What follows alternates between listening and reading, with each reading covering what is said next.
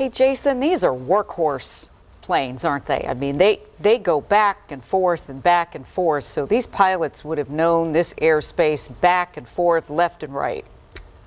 Absolutely. That's a good point. Now, the other thing to keep in mind, too, Leslie, is that the pilots on a regional jet are usually the more junior pilots. There could be some senior people who've been flying for years on there, but usually start on a regional jet, and you work your way up to what's called the main line, the larger Boeing jets that you'd fly. Still, though, it's not to take away from the pilots who are flying this. They may be very experienced pilots.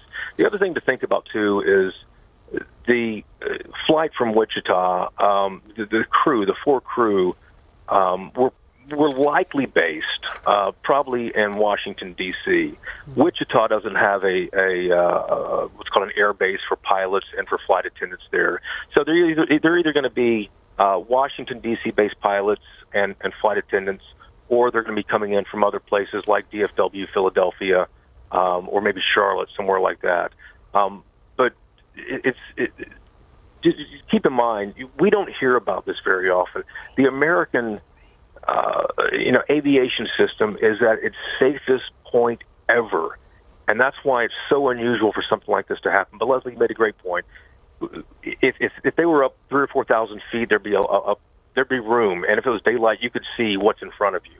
But when it's dark, you're that low to the ground, there's really not a lot of time to do anything. Yeah, but Jason, at the same time, you're talking about Black Hawk helicopter, those pilots who we're going to assume here are incredibly experienced. You also have the pilots for a commercial airliner. You assume they're experienced as well.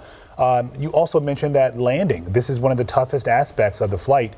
But this area is so different because you do have this military base right across the Potomac from an airport where you're getting traffic in and out at all hours of the day. Yeah, and that's what's surprising. As you mentioned there, Lorenzo, the experience for the military pilots there. If it was, I've heard U.S. Park Police, I've heard military. You guys probably have better information on that. But regardless, the government pilots were likely very experienced pilots. And from the data that I've been looking at from Flight Radar shows that helicopter doing circles over the Potomac. I don't know if they were looking for something, if they were training, or exactly what was going on. But when you're doing that and you're doing a circle, you're usually looking down inside the circle for something or whatever your training mission may be.